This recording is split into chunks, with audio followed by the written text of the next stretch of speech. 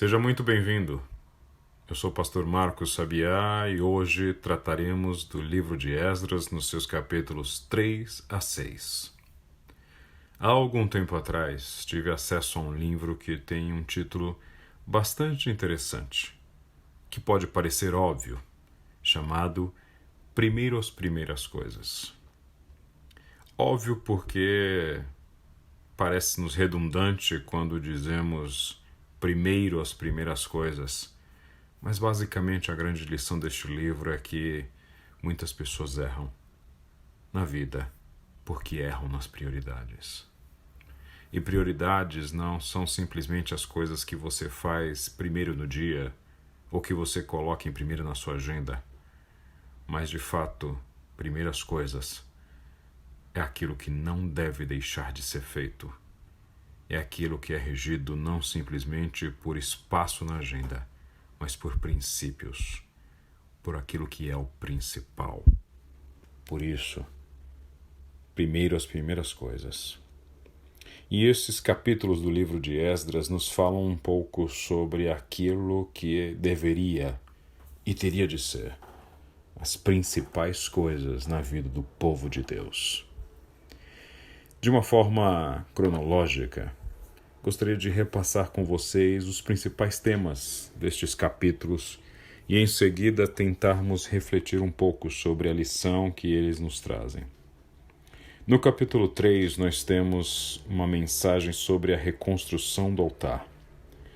O povo de Deus, retornando para Jerusalém, decide, antes de tudo, ao assentar-se na terra, reconstruir o altar e em seguida reconstruir o templo. Este povo, então, inicia este processo de reconstrução e quando lançam as vigas, celebram a festa das cabanas após a reconstrução do altar e assim que começam a lançar os fundamentos da reconstrução do templo, algo comovente ocorre. Os mais velhos, aqueles que haviam visto o primeiro templo antes da destruição e do desterro para a Babilônia, diz-nos a Bíblia, começam a chorar ao verem os novos alicerces sendo lançados. Um misto de profunda tristeza por relembrarem a glória daquele primeiro templo e a simplicidade do erguimento desse segundo, misturado a uma emoção profunda de perceber que eles estavam fazendo parte de algo histórico, notável. Por isso este choro era um choro muito profundo, que revelava esta emoção tão intensa de gente que viu com seus próprios olhos a destruição e o poder da reconstrução pela graça de Deus. Em seguida, o capítulo 4 nos conta que alguns começam a se opor a esta reconstrução. Esdras nos conta que os habitantes da terra, aqueles que haviam sido colocados na terra de Israel logo após a expulsão do povo quando do desterro e do exílio para a Babilônia, primeiramente se oferecem para ajudar na construção. No entanto, Israel não aceita esta ajuda, este oferecimento de ajuda. Então este povo que habitava a terra se opõe e escreve uma carta ao rei Artaxerxes e ao rei Xerxes, o famoso rei denominado pelos hebreus de Assuero, esposo de Ester, e também aquele famoso rei que fez parte das batalhas de Termópilas, retratadas em 300 de Esparta.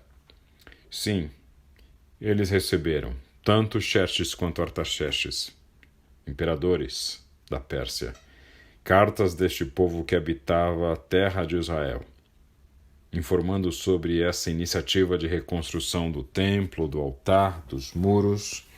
E então, Artaxerxes, orientado por esta carta, que dizia que este povo de Israel só estava fazendo isso para se levantar contra o imperador da Pérsia, para deixar de recolher tributos, para tentar uma insurreição, Artaxerxes então determina imediata cessação das obras.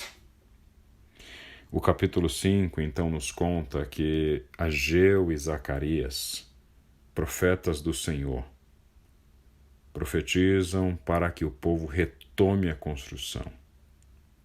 O povo, então, inspirado pelas palavras de Ageu e Zacarias, trocam cartas com o rei e informam-lhe de que esta obra havia se iniciado porque, de fato, existia uma autorização de Ciro, imperador anterior a eles, determinando a retomada da construção do templo e da cidade de Jerusalém. O rei Dario, já sucessor de Xerxes e Atarxerxes, 16 anos depois de cessada a obra, aprova a reconstrução. O povo a retoma, dedica o templo ao Senhor e celebra a Páscoa.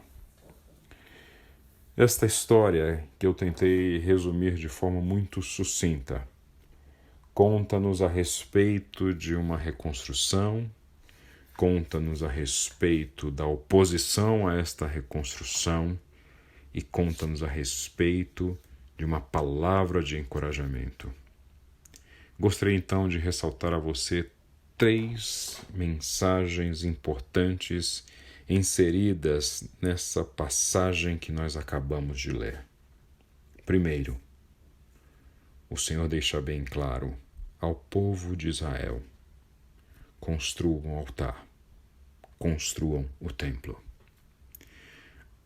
Antes, inclusive, de iniciar os muros, antes de iniciar o templo, o povo reconstrói o altar, o lugar da adoração, o lugar mais íntimo da relação com Deus, o lugar no Santo dos Santos onde Deus habita, o lugar supremo da presença de Deus no meio do povo. Ou seja, Deus está deixando bem claro ao povo de Israel: comecem pelo mais importante, que é o essencial na adoração.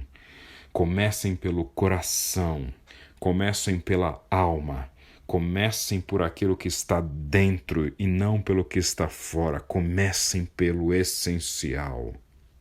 Comecem pelo altar. Em seguida, esta passagem nos deixa muito claro que teremos oposição. Não existe nenhuma obra relevante neste mundo. Não existe nenhum chamado que você tenha. Não existe nada de significativo que você venha fazer nesta vida, em nome do Senhor, que não tenha oposição. Não tenha dúvidas de que para aquilo que Deus lhe chamar, você vai encontrar obstáculos. Você vai encontrar nações poderosas como o povo de Israel encontrou o Egito, como Daniel nos conta a respeito do príncipe da Pérsia lhe resistindo durante 21 dias, como Jesus de Nazaré em sua obra, vendo desde Herodes tentando matar-lhe enquanto ainda um bebê, até os fariseus, os mestres da lei, levando-lhe, junto com o Império Romano, a crucificação. Não existe glória sem sacrifício.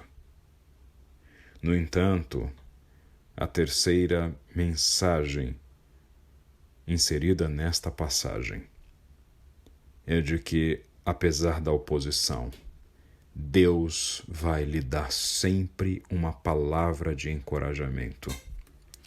E nisso eu gostaria de compartilhar com você uma breve passagem de um destes profetas que trouxeram palavras de encorajamento ao povo.